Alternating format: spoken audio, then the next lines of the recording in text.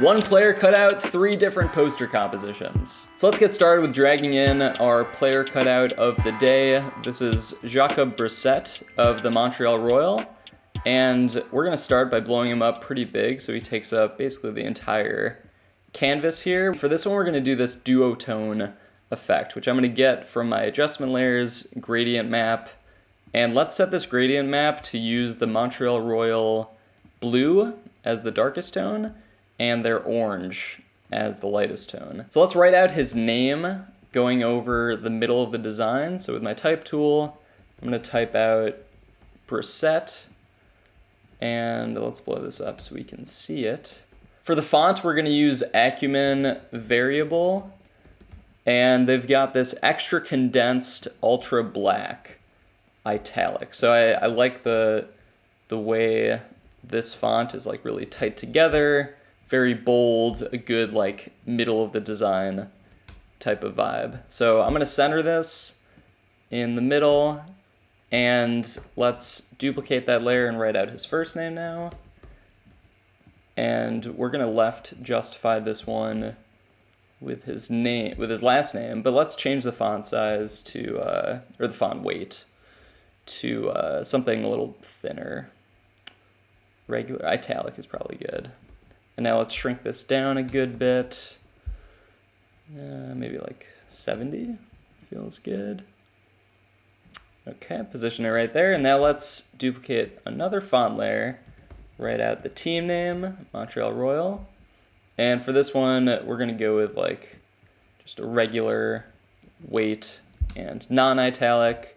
Shrink it down some more, and then we're gonna spread this one out a good bit as well. So we have this nice balance in the top left and the bottom right with the first name and the team name. And I'm just trying to line this up to fit like at the start of the E and then the end of the E here. And now let's also add a fake signature going over the top here in this empty space. So let's write out his full name now, Brissett. And now let's go to Aaron signature font. We don't need all caps. We don't need everything spread out as much as it is. And let's blow this up so we can see it better. And let's change the color to blue also so we can have like the signature kind of going over the text a bit. So this is a nice start for a simple composition. You just got a featured cutout, some featured text in the middle. Let's also add some logos to the corners here. So I'm gonna drag in first the shield logo that the team uses, and we'll just line this up 2 boxes from the right and from the top to set our margin there. And then we'll also drop in this AUDL Royal lockup here in the bottom right just to balance things out. And same thing, I'm gonna line this up with the same margins from the edge. The last thing we'll do for this first design is add some finishing touches. So let's make a new layer, let's make a new folder, call it finishing. And we've got a new layer of, let's fill it with 50% gray to put our grain in there. We'll convert it to smart filter. And then going down to filter, add noise. We've got some 10% grain. And I'm gonna set this one to hard light. If you have grain and set it to hard light instead of soft light, the hard light will show on white text or on pure black as well.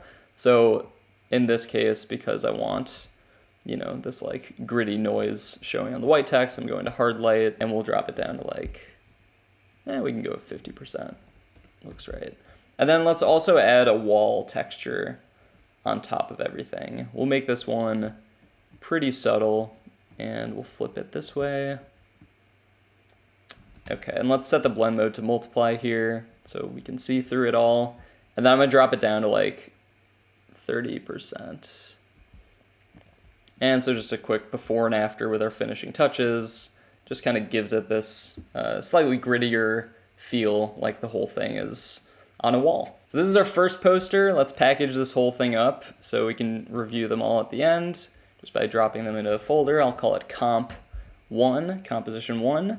Now let's duplicate this folder, duplicate our first composition here. Call this one comp2. And it's worth mentioning also with this cutout, I did run it through Camera Raw previously, did some minor adjustments with the coloring as well. So this one we're going to shrink down and a good bit, probably like to there or so. And then instead of making this completely duotoned with the cutout in the background, let's change this gradient map to include some white. So I'm going to make room for the white by moving that orange over. And I still want the orange background, so let's make a new layer below our cutout and just fill it with orange. And let's actually use a gradient background here. So I'm going to go down to my effects, gradient overlay. If you do this like simple white to black radial gradient, it's a nice way if you set the blend mode to overlay, just to like make the background slightly more interesting. If we put the overlay at like 50, and we still have this gradient map affecting the whole thing, let's just clip this to our player cutout here. Now we can see the effect of the gradient in the background. It brightens up the middle of the design, makes the edges darker, so you kind of get that natural vignetting effect. I'm gonna bring this gradient map that is affecting our player cutout way down. So this is just to like fit him into the background a little bit more, fit him into the design. So we're basically giving him this like orange hue over the entire cutout. And since we now have his feet showing in the design, let's give him some shadows under those feet just by creating a new layer, going to our black brush, and just making a dot that we can then transform. Command T is the shortcut to transform. You'll see me doing that a lot in these tutorials. So I'm just going to size this roughly to each of his feet.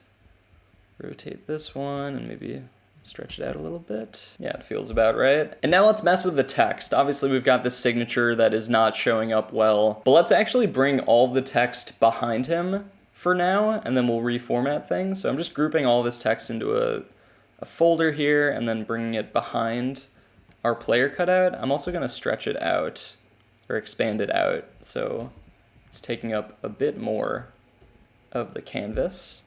And now obviously we can't read his last name fully right now, so let's take just his last name, Brissett, and holding Option, if you click and drag any layer, you can basically duplicate it and then drag it to another spot in your layers panel. So I'm just dragging it over the top of him, and now I'm going to put a stroke effect on this last name. So going down to my effects, going to stroke, and just a 1 pixel white stroke is good, and we'll decrease the fill all the way. So now we have this effect where his last name, yes, it's behind him, but we can see the stroke going over the top of him so we can read this name.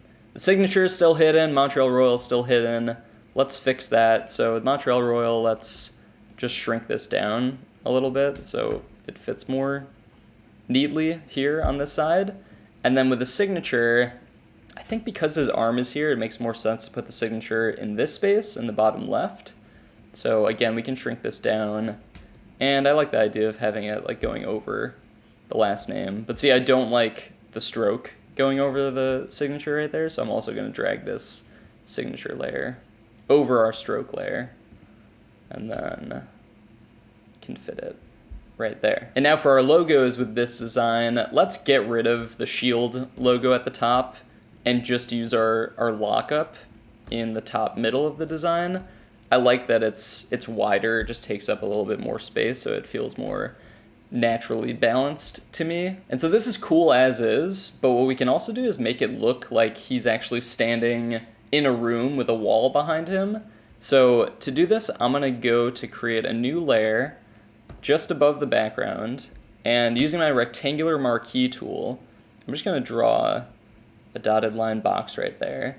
And now with my gradient tool there, I'm gonna draw just a soft gradient going down. Any tool I use when a selection is up is only gonna affect within that selection. So this gradient is only gonna affect within this box.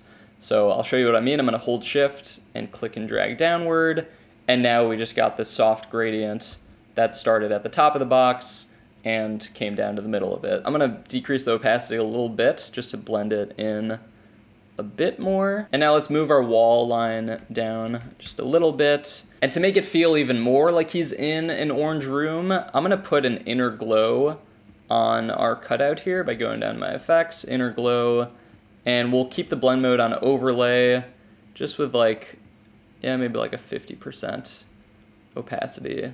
And you can see it's like a subtle effect just on the edges of our cutout, but I think it helps that with the gradient map that is affecting his color to kind of blend him in to the scene a bit more. So that's good for our second composition. Let's collapse this folder, duplicate it for comp 3.